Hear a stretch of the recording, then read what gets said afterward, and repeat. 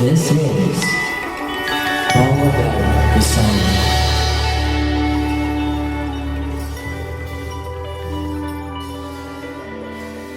Welcome to the 111th episode of All About the Song. I am your host, Michael McDonnell, and thank you for joining us.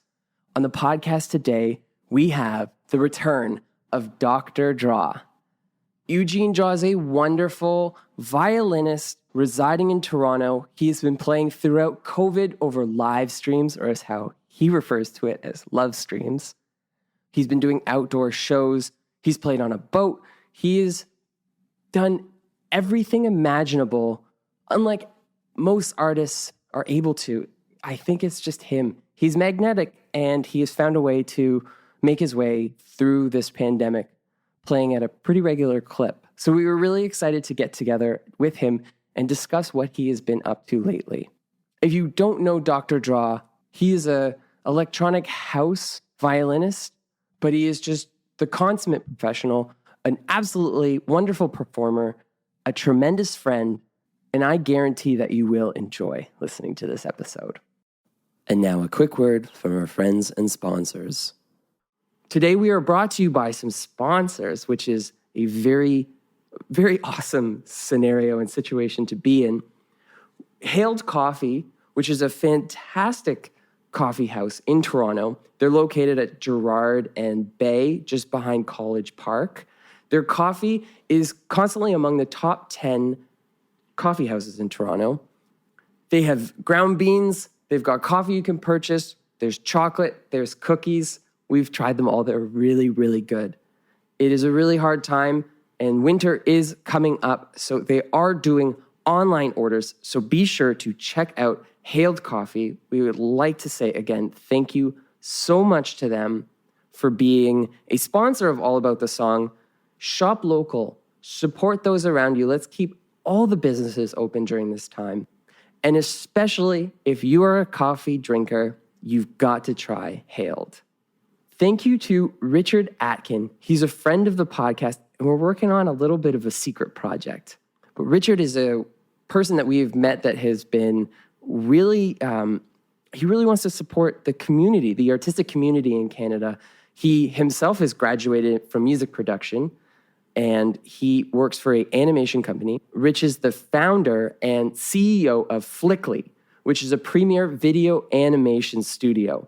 He works with large brands and enterprises across the globe, and he'll be working with us all about the Song and the Sounds Like Song network. So we are really excited to see this partnership flourish. Learn more about Rich and his work at Flickly at flickly.com. It's spelled FLIKLI.com, and connect with him on LinkedIn.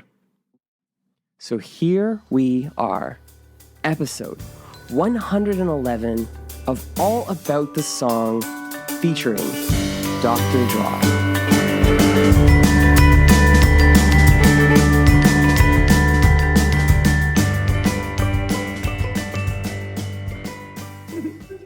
Thank you so much for being here, My Dr. pleasure. Draw. Yeah.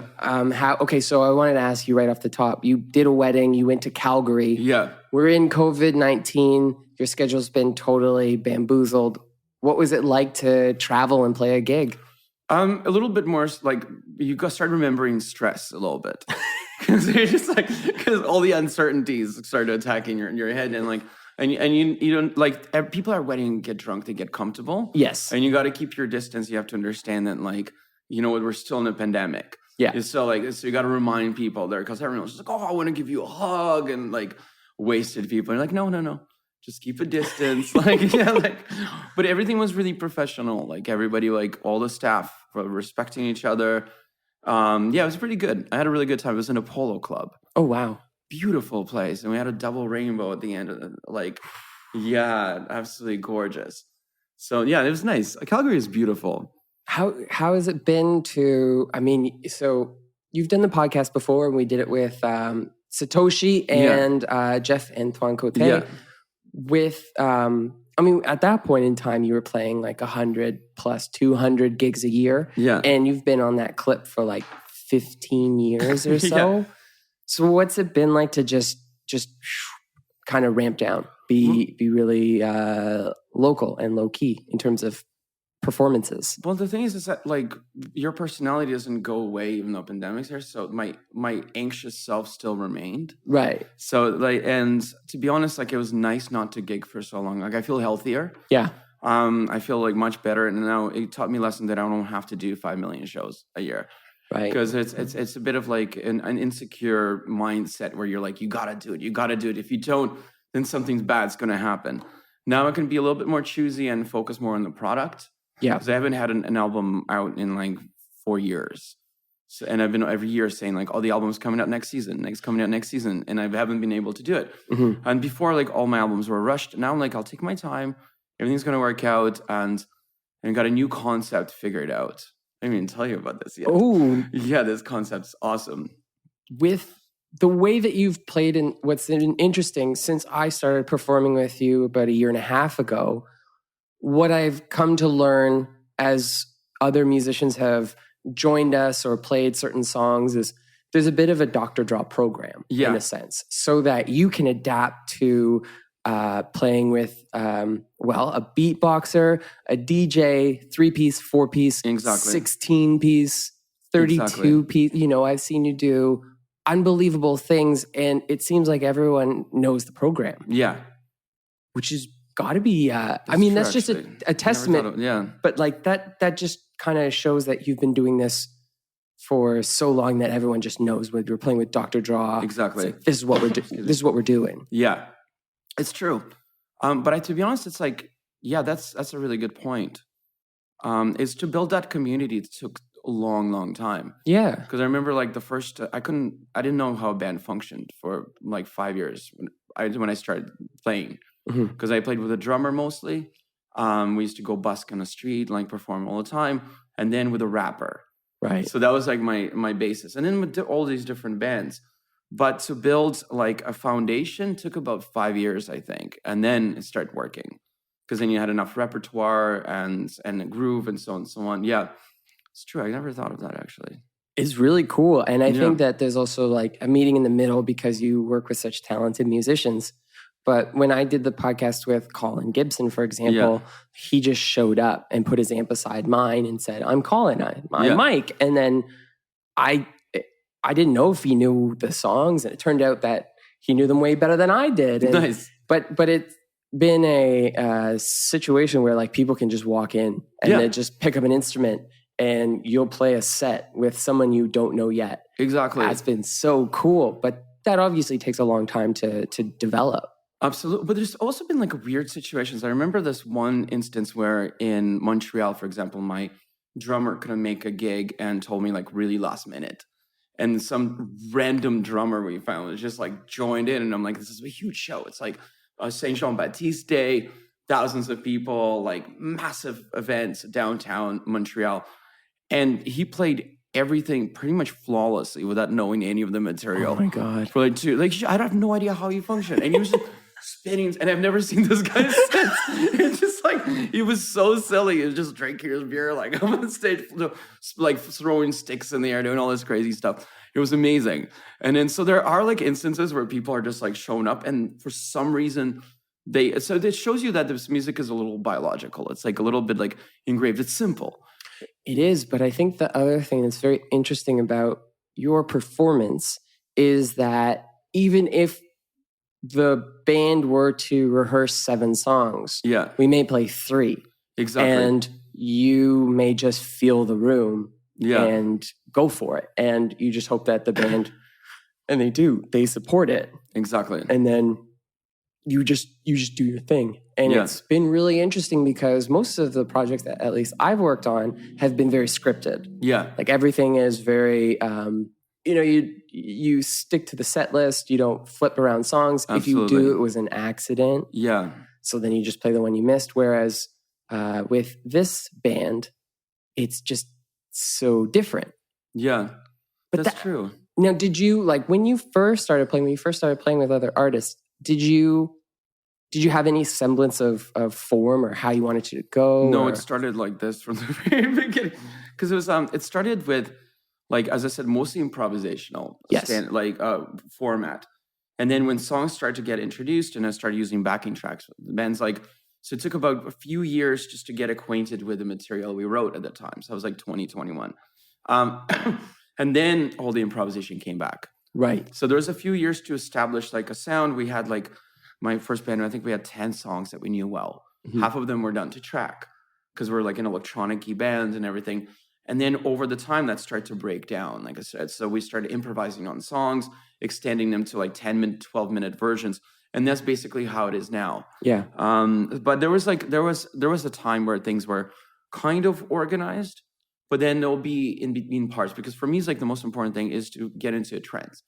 And if I'm not like comfortable, then I get angry inside. Like I start like, I need to calm myself down and then just like reestablish, or I would say like recalibrate everything. And then it's fine. Yeah. So there's basically like there was a bit of time of just working with tracks. But that got old really quickly. Yes, it does. Yeah. Now, for a background, we've done a podcast before where we kind of explained your biography and stuff, but you started playing the violin at a very young age. 11 years old. And you started performing on the street. Pretty much around the same time. Wow. So you got right into live music right away. And to relative acclaim immediately. Like people took notice. Absolutely. Well, it's just because it was a really ballsy thing to do. Yeah. Like, and as a kid to go on the street and perform, it's like, it's a risk take. Like, it's a risk taking like ordeal. You're going out there, you don't know what's going to happen. You don't know if you're going to be in danger. You don't know what's going, and that, of course, there's danger and everything that came with it. Mm-hmm. But I think it gave people a little bit of energy to do what they want to do. Yes. Like, it's like as a catharsis, like they're like, okay, if this kid's doing it on the street, and encourage them to take their little risks throughout their day. Did you find, I would imagine also like the ability to do that at such an early age probably allowed you to network. Yeah. Oh yeah, for sure. For sure. Well, it's funny because like over the years, like you see people that watch you grow up and play on the street, climb on top of their companies. And that's how in a corporate world, I did a lot of corporate events, like we remember you since you were like 15, 14 on the street. But those people are also starting their companies when they're watching me on the street. Yeah. Or like even back playing raves and so on and so on. Like I'll know kids of like CEOs of companies. Like that was also a part of it. So growing up in Toronto and being part of street culture has like definitely helped out a lot. When you started playing with the rap project, what was the name of the rap project? It was called Nefarious. Nefarious. Was this somebody that you met on the street? Wow. Yeah. That was a really fun one. And then I did a bunch of other rap projects because it was really common to have like literally like an SUV, a car drive by with the rapper and I'm like, dude, like I want you on my album. Here's my card. And that was like literally a weekly like thing that would happen. So it was pretty sweet. I ended up, one of my first thing was Maestro Fresh West when he just went as Maestro, but Built to Last. And I think as manager at the time, Farley Flags, like pulled up on the side of the street. He's like, yo, Maestro's doing a video. I want you in the video. And I'm like, okay. So we organized all these string performers for that. So it was like, that's where I met Director X too, because he did the Built to Last. And I was like 15 or 14 years old or something. So there's these moments, and then like you're still in the industry and you grow up and you still see like Farley Flags, for example, like I kept seeing him in all these other events, and it was just nice to recap saying like, I'm still here. Yep. Like this industry is still my industry. And it's interesting. My dad, when my friends started working in like the banking world, my dad would say like, "Oh, who are you working for?" And then he said, Joe Smith. And he'd be like, "Yeah, he's the president of the company." And he's like, "How do you know him?" My dad's like, "Went to university with him. I'm 65." Like, exactly. One day they're there. Absolutely. And it's wild when that happens. But it is really cool that you went out into the public at such an early age. And I think especially at that time, a lot of people were very cautious as to how much exposure they gave themselves. Yeah, exactly. And it was more important to play like one showcase show every 6 months opposed to be out on the street 9 to 5 doing it. I think it's a broken like business plan that people have getting into the music industry. Because when you're going into the music industry thinking it's a business, yes, it's wrong. It's not. It's a mindset. It's a lot of other things that go along with it. So like, let's say you don't necessarily, something doesn't work out. You don't get the finance or whatever. the show still must go on. You Yes. still got to do your albums. You still got to, it doesn't, whatever happens outside that you expect to happen, it probably won't. Mhm. So you got to make it happen yourself. And that's kind of what happens on the street too. Like you'll go out and busk and you're like, you'll make $12 in a day. The next day you'll make like $250. Yeah. But you still have to go through that one day. You're still getting the practice. You're still working. You're still absorbing like the audience. It's a lot of that. And thank God I had it at an early age. So I got to learn that from like firsthand experience. Like, so even like now, like, okay, we're not doing as many gigs, but now I appreciate every gig a little more because I'm like, I'm still like missing that psyche, that and the preparation and everything. Yeah. So yeah, that's pretty, yeah, I think to be honest, like people going into this industry should not think of it as an industry. No. Or try to like, I think it's important to strategize. Yeah. But I think you also need to remember that there's no winning. Exactly. Absolutely. It's just like you do something and then you feel good about it. You have a beer, you smoke a joint, and then you figure out what you're going to do next day. Absolutely. But you still have to strategize. Exactly. Like you have to have goals and so on and so on. Yeah. Yeah. And then that's the only way that you can actually feel like you've achieved something. Yes. Just like, here, I've done this. Like, yeah, that's what I'm saying. Like, this is what I want to do now with this album. We're going to make it happen. I'm very excited to hear about this album. On record and off, I'm going to try to get most of it out of you on record. Oh, but I wanted to ask about the first time that you recorded an album. Because some of the songs that I've been playing with you, now that I've gone back, I've realized that some of these songs are from your very first album. Yeah. Like Alexandria and then Alexandria Revisited is on another album. Yeah. What was the process like? When did you decide to do the first album? Well, I was pressured by my first full-time manager. Mm-hmm. And he said, like, you have to have your foot in the door. And we decided to make this album. And I was working with a good friend, Morgan Putruff, who's a phenomenal producer. And honestly, we had no idea what we were doing. Right. We were just hanging out and like no clue. And we're making these tracks and it felt good. Yeah. Because we were doing it regularly. So there was consistency. Like every day, whenever we could, we would practice and we'll write the song and then I'll walk on the street and I'll just hum a melody. I hum a lot of melodies and then come back and like work on them. And that's basically how that whole album came together. And it was awesome because it was just so effortless. We worked hard on it. Well, Morgan worked really, really hard on the production. And that's the same time as moving to Montreal. And I literally would just send stuff and he'll make it work. Alexandria, for example, I think we were just jamming it at night for like 4 or 5 hours and then it was finished. And then Morgan just like polished it up and it was a song. Yeah. And it became like the hit of the album. But like we didn't go like, because before like I worked on singles and I felt so serious or getting this stuff done. This was like basically the album just put itself together. All we had to do was just go in the studio or it was weird. And still that was the most monumental album that I've ever put out because it was effortless. Yeah. It was just like not judging yourself too much. You're like, well, I feel like doing this. And it's done. When it was done, what was the effect on your career? Oh, it blew up. So like we got all our friends to call radio stations, request the songs. And it was a lot of interesting thing. There was a lot of judgment that came to the album from my peers. Right. People were like, oh, this is not going to work. Blah, blah, blah. You should have done this. But then like I kind of ignored everything. I'm like, you know what, this is going to work out. And it did. The album sold extremely well. Sorry. It got on the radio a lot. A lot of out of contemporary and so on and so on. Like people were playing it on the street. It was ridiculous. And then the second album also had the same effect. And it was it was really cool. I couldn't believe it that it did that well because we didn't get any funding. We applied for all the grants for it, and nobody was just like, it's not going to work out. Plus, it was trying to sell an electric violin as a concept. At that time, it was very foreign. There was nobody else really doing it. No. So it's just like trying to be like, this is what I do, and they're like, oh well, it's gimmicky. It's not really like a real instrument. But I'm like, but that's my life. Like, yeah, you know what I mean? Like, and then suddenly, like, I'm doing all the massive events and traveling just because of this one album. But that's the thing. Like, I knew that's gonna happen. Like at that time, I had so much like confidence, and some people call it maybe like slightly delusional in a sense. But I'm like, this album I need to do it, and it's gonna make me great, even if I burn bridges by people who are like not liking it, or I just have to focus. You know what I mean? Like.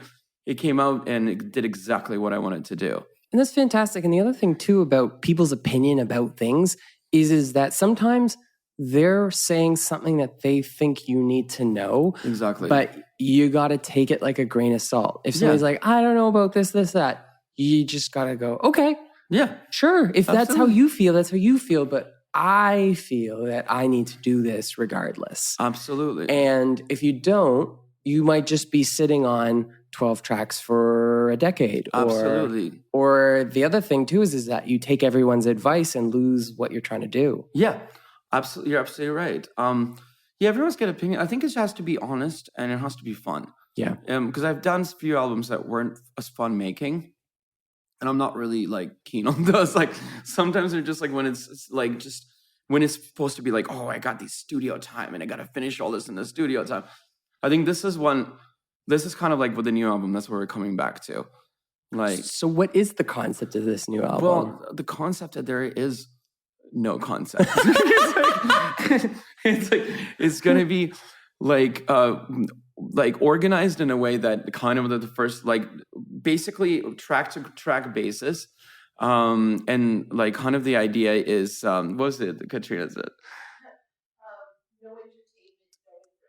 Yeah, No entertainment, no information. Wow. Yeah. So that's going to be the basis for it. And then like, yeah, so just a lot of, I found that a lot of music now boldly stands for something and it becomes a little too superficial. Mm-hmm. I want to go back into the surreal, and find something in that, to go into like more like psychedelic understanding of the world without trying to make things like literal for people. Okay. Like this song represents this, and this is like, I don't want this album to signify anything. I don't want it to like, whatever people get out of it is what they get out of it personally. Right. So therefore there's no dogma attached to it. There's no like standard. It's just going to be a bunch of music that I'm going to have fun making, and then that's basically it. So in this age, like I just feel like there's too much justice that has to go with the artistry. Right. You know what I mean? So I'm doing the opposite. Which is probably in turn going to lead to more of a poignant message than not. Exactly. It's like, do you remember when Aqua, do you remember a band called Aqua? Yes. Oh, guys, like, so they had the interview with them. Like, I remember it was stuck in my head, like extreme. I still vividly, like I could see it. And like, why'd you guys make this music? Where just like where everybody else was making all this music that was standing for stuff, and it's so superficial. And just like, we just wanted to bring a bit of joy to the world. Yeah. And that's it. Like, because they're like personally suffering, going through issues and blah, blah, blah. Like, this is our moment just to do something fun and get it out there without trying to like making things complicated. And that's why Aqua made a lot of people happy. It was an awesome album. Like, oh man, I remember I was like in grade school when those songs, Dr. Jones, Barbie Girl, and they were on every mix CD. Exactly. And you would just, I remember my brother listened to, was it Barbie Girl? He listened to Barbie Girl on repeat for 60 minutes and he set a timer. And I just remember thinking about it like young kid. And I was like, why? And then it never bothered me for an hour. Like it was like, this is still good. But you're right. There is no like point to it. Exactly. There's no point to it. Which is important. I think both are important, but I think it is heavily favored in purpose right now. Exactly. Yeah, I think just need to give a bit of a balance right now, let people breathe a little bit, because we had such a tough year and so on. So I guess there is a bit of a purpose in it, just to like let people just blow off a bit of steam. Yeah. And then just going like, I'm just listening to this music because it's fun. And then, you know who else I feel like did that is Beastie Boys. Yes. Like albums about nonsense. Yeah. Do you know what I mean? And like, it's just I think that they sometimes took influence from, I recently heard Rick Rubin, who is like their DJ. Yeah. They opened for Madonna. Yeah. And they were like, no one's ever going to like us, even if they like us. Yeah. So let's go be the villains of the tour. And they just were like, we're the greatest in the world. And they just tried to like have the audience turn on them. Totally. And I even thought about playing Madison Square Gardens. It's such a dream, and being like, we're going to be the heel. Yeah, totally. What a bold thing to think, because you could totally do this is my dream moment, but they didn't. They went with like this like counter version of it. And absolutely. And it still worked for them. It still worked, but I remember like even in the 90s in school, like everyone was like, "Oh, it's not conscious hip hop. I can't listen to it." And I'm like, "Well, you can go listen to your Common, but like I'll listen to my Beastie Boys." And it's still like, I always like that stuff. Like it's also like kind of like the Wu-Tang principle too. Like just like it's not doesn't have to be necessarily like standing for things. You just want to kind of like not change people's psyches, but just enforce who they actually are. Yeah. Just when like, I like this music. And I'm like, what I like about your idea too of like is it has a log line. You do still need to be able to, even if it's nothing, be able to explain it in a way for people to understand. And I think what's really cool is even though this concept is like no concept, you still have a direction with it. Absolutely. The first song that you've done and completed so far is Aqua Viva. Yeah. So that song is very interesting. So it was created in a jam at Danforth. Yeah. Danforth event. It was the Greek festival. Greek festival. Thank you. Was it the Taste of the Taste Danforth? of Danforth. Thank you. And remember when we had those festivals? Yeah, I know. they were fun gigs. I'm not a go to festival kind of guy, but when that song took fruition and then developed over this period of time, what I think is so cool about this song in particular is that it is the most focused as a ensemble. We've worked on something and it has the least amount of notes for anything that we play outside of you. Exactly. But it's such a beautiful song. But I think what it did actually, which was really interesting. I think like you mentioned it at one of the rehearsals, and it was like it created like it was a practice for us to see a form as well. And you're like, okay, so we have a lot of jams, but we have one song, and you always need something to kind of refrain. Like this one has a form, it has a little bit of like variation within it. It goes somewhere, and the brain also needs that for everything that is chaotic or just jam based. You need something to bring it back to the form. And it is like, it also is like a moment you can breathe too. You're like, because you know what's coming next. You're like, that thing is coming next. So I just do this. You know what I mean? Like, I feel like that's like, it's important. And like, and we have no idea what kind of monstrosity Aqua View is going to become in a year or two. This is going to be crazy. What is amazing, no different than Alexandria on your first record, is that it could be taken transported into a 30-minute jam in a sense. Totally. But we know exactly how to harness it. Absolutely. And that's what's really nice. And I think that due to COVID-19, the lockdown, we've been able to like harness the experience of development, opposed to a lot of songs where we rehearse it twice, get in an Uber, and then play it at the venue. Exactly. And allow the motion of the moment to take it in many directions. This is like the most disciplined. Absolutely. I've at least been a part of a song for you. Oh, and then, oh my God, our last rehearsal. Sorry, do you remember the little jam we finished with? We did, yeah. So good. But it's interesting because, and I don't know if it's by nature, by design, in the sense of what we're all doing and the limited amount of performances that we're able to do, especially live. But I do think that it's taking the dynamic of a band. Exactly. And it's making it more like cerebral. Yeah, exactly. Yeah, I love it. I love it where we are right now. To be honest, it's like, it makes me happy. It's like one constant in life that like you can wake up to and you're like, we've got a unit. We've been very fortunate to be able to rehearse and just keep it going. And I think that the first couple of practices, and I talked about this a lot on this podcast, is that since everyone's at home just like noodling and stuff, we are all ready for the solo, but are we ready to like support the solo? Exactly. It was unique watching the first like 3-4 practices. And they were practices, not so much rehearsals, but just getting back into that groove. And it takes a while. It does take a while. And I'm like, oh man, I'm excited for whatever the world has basically in store for us for next year. Yeah. With violin, which is it's a very unique instrument in the sense that it's been interpreted so many ways. And I think that the way you do it is unique to the time, but also to you. When you have this amount of time to rehearse, where do you go with it? Where are your go-tos for rehearsals? Or for practicing methods? To be honest, like practicing this throughout COVID, I've realized that I've progressed quite a lot, but with little things. Not overall like the intonation has gotten better. Like little things like this COVID was a bit of a blessing, and it's just general repetition. Things are starting to fall into place. It's not like you always expect like, oh, in a month I'm gonna be like here. Yeah. I'm gonna be, but in reality, like it's like it's basic same thing as sports. Like it's a little jumps you do, but those jumps make it more enjoyable to play because you're able to do stuff that you weren't able to do before. It becomes like accessible to you that you're like, oh, look, I'm up here.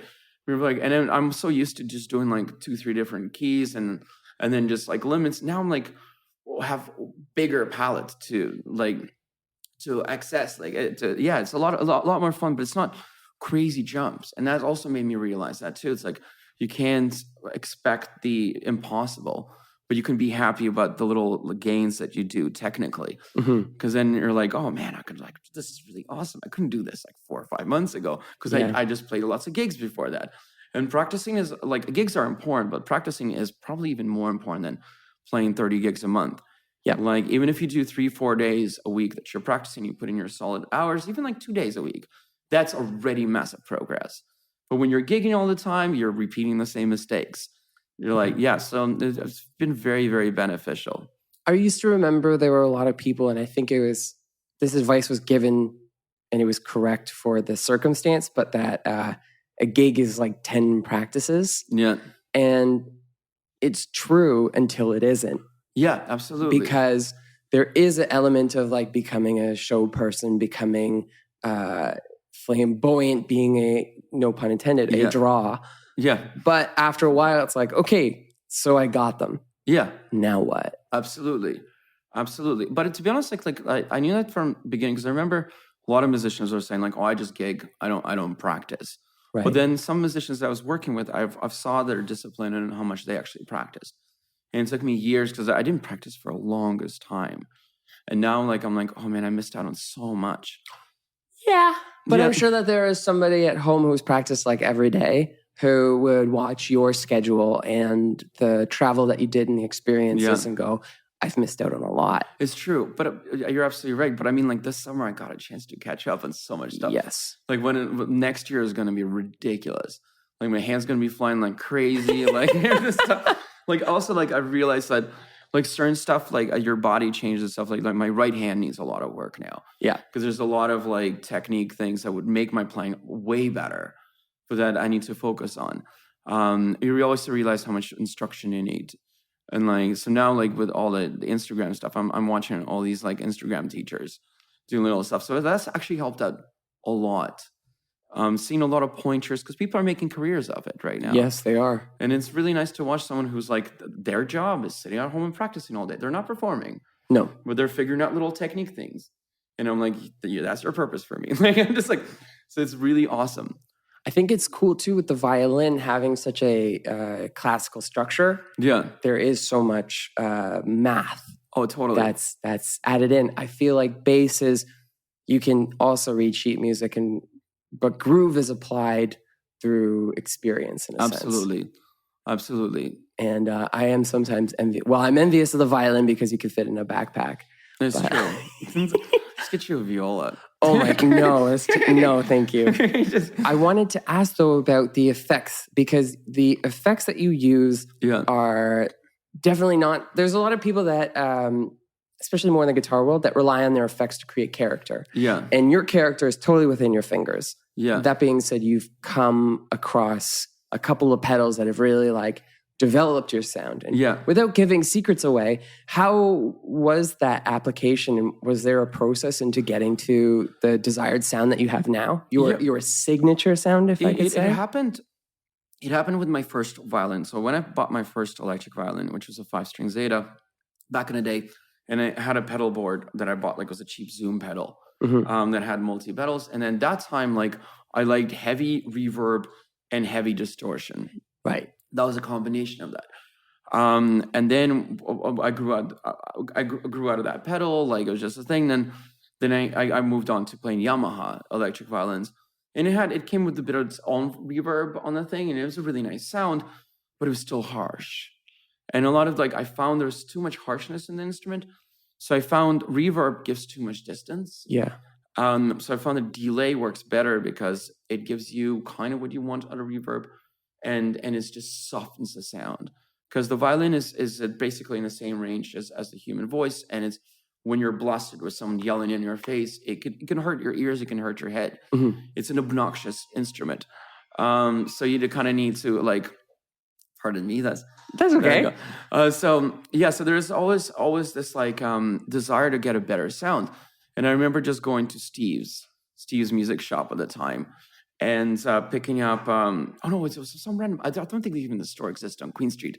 Capsule Music? Maybe on the West Queen Oh, West. Songbird. I think that was the place. Yeah. Songbird Music, yeah. And it was this little some really Digitech cheap delay that was there, and I tried it out, and I'm like, that's my sound.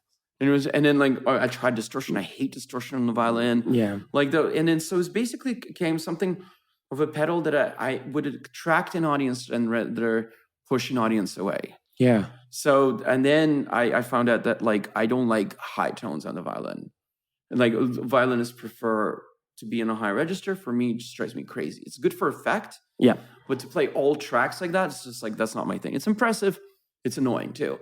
Well, the reason I bring it up is because I don't think that I remember the first time I met you, going into our first rehearsal, asking you how you layered all those sounds together. Yeah. And you just turned to me and go, oh, that was one take. And then hit your violin. And I was just blown away with this sound. Yeah. And I thought, oh my gosh. And then I look over and Jeff's counting me in. And so I was in awe for the count of 4, and then I had to start playing. But what's been interesting is watching friends of mine, like my girlfriend Cass and stuff, it just talk about your performance. And the thing they always say is it's you can't look away. Yeah. And I think that is, it's such a compliment, and it's also the point. Yeah. But especially now when we're able to be so distracted with cell phones and stuff like that, to have something that people can't look away from is just, it's amazing. It's true. There are points now, going back to the thing, you want the instrument to sound, I personally wanted the instrument to sound like an orchestra. Yeah. That is important. Just to feel like a wall of sound is attacking you.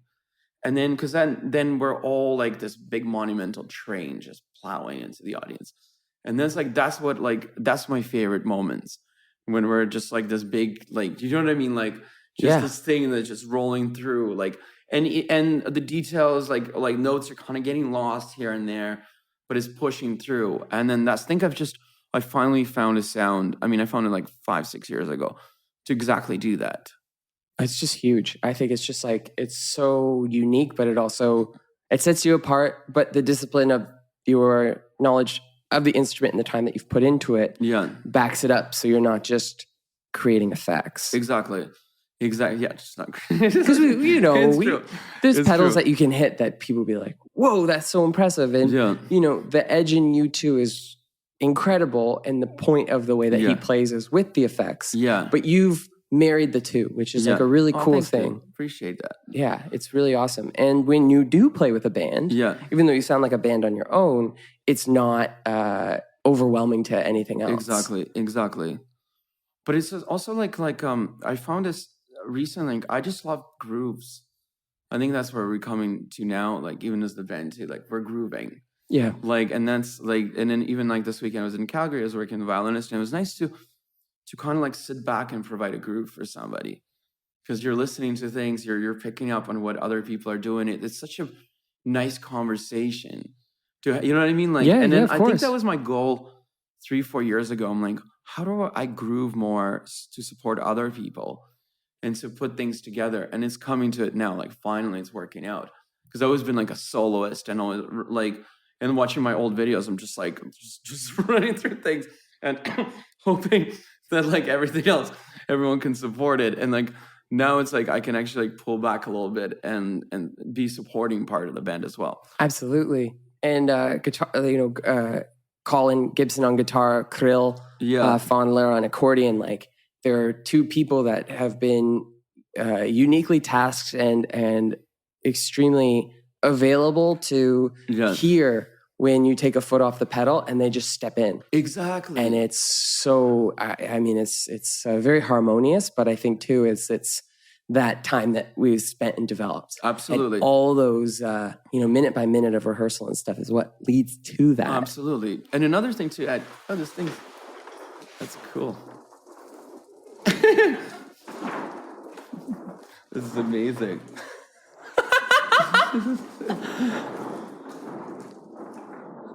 I'm keeping this in. That's very trippy.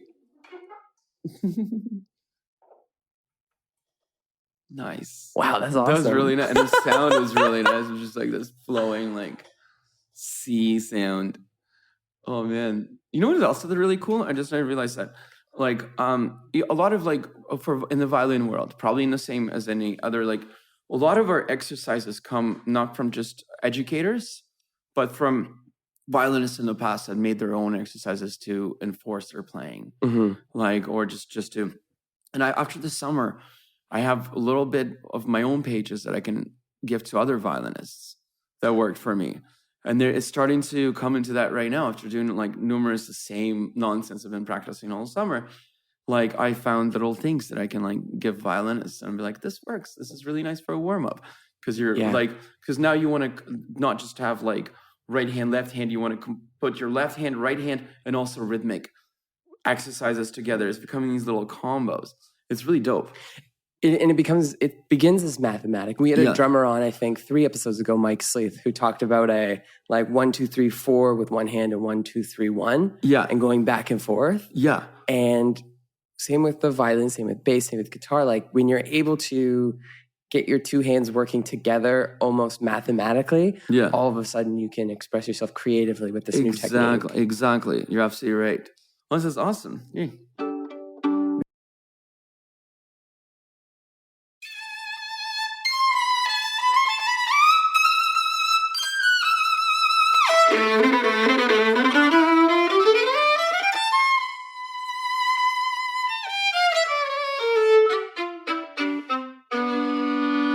Ooh, that's a color like this warm. It's not yet hot, but it's warm.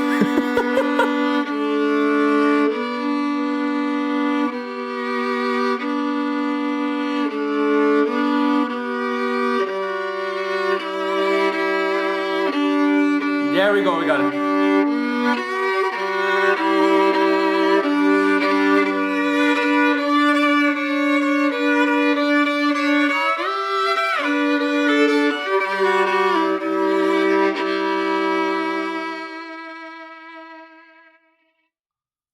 Yeah, and then first you just got this expectation, this blowing up, like, oh, it's hot. Do you remember, sorry to bring something, you know, as a kid, when you would wake up to go to school and the sun would be shining through your window and it's winter, and you're like, oh, this is going to be a hot day, and you go out and it's like minus 30. Yes. This is kind of that.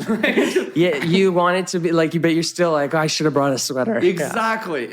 That's basically what it was. Well, as Brian, who was with All About the Song, was talking about in marketing terms, the more specific that you can get about an idea, like as you talked between heartbreak and the nostalgic heartbreak and the difference between those two things, the way that you can pinpoint what your idea is to create more of, like it's broader in a sense. Yeah. The more specific that you can be. Yeah.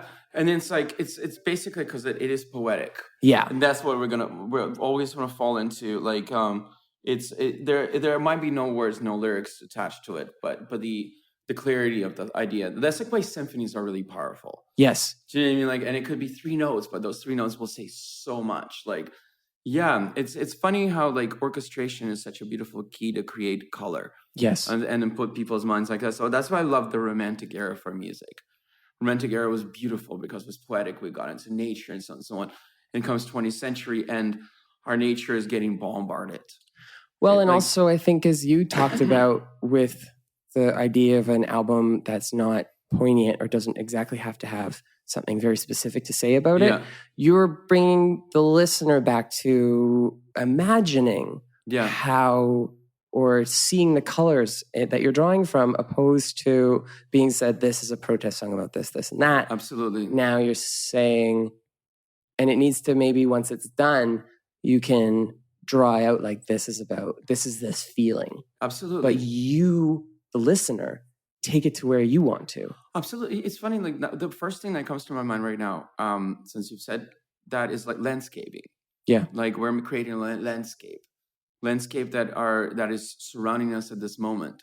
Like everything that we're taking in, it's like if you look like music of all the time, like 19th century, this was not a landscape with electrical lines and factories around. Like late 19th century, early 20th century, and then we got this industrial revolution, and the music starts to change. Like, and then this landscape right now, like we can't really fake who we are and what we're surrounded with. We're still like products of our environment to such a massive extent, especially creatively. Yes. And then so we're just basically painting this landscape that surrounds us right now. And I think we can do that without getting like necessarily political in a sense. You can just absorb the things around you and give it away how you feel, like very honestly, very poetically. Well, there are a lot of cultures too. And like we could look at Soviet Russia, for example, where you were not allowed to express yourself musically. You had to draw imagery to express yourself. And you would just, the sentiment of where you were, that would just articulate your point. But you would explain it as a children's song of like two mice tormenting a cat. Exactly. Yeah. Absolutely. Not the fall of, But it's funny, but that time that made more sense to people than it did saying something very like straightforward and non-filtered kind of thing. It's like that's why a lot of the works created during the Soviet Russia still like important and still work. Yes, because they weren't literal. They weren't connected to things that are like, this is what I'm protesting against, or this is what I'm doing against. They were like they showed you exactly the landscape, the suffering, the feeling exactly. And I think it's more honest and it's harder to do. Yeah, like, because you can't go out and say, I'm mad about this. Exactly. You have to say, this song's about 3 trees crying in the wind. Exactly. And that's how, like, I think that's more, like, for me, it's more progressive in a sense. That, like, it's even looking back at, like, protest music of the 60s, too, there was a lot of poetry going on a lot, too. Yes, there was. And in that way, like, because there was a lot of censorship that was happening, even in America at the time, like, and there, of course, there was the people that there is important for some people to go straight up and like bang on pots and pans. That's also very important. Yes. But for me, it's just like it's already done. There's a lot of people doing this. For me, I'm gonna get poetic about things. I'm gonna make this something that like would be like, yeah, that's like 2020. You know what I mean?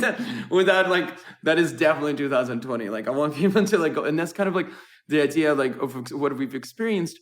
Just be honest with your emotions, let them flow through music, and the album will write itself, basically. Well, to send us out, would you like to give us a little bit of Aqua Viva? Oh, yeah. Let's jam that out. Thank you very much for being on it. My pleasure, Michael. You rock, dude. All right, so this is a reconstructed Aqua Viva right now.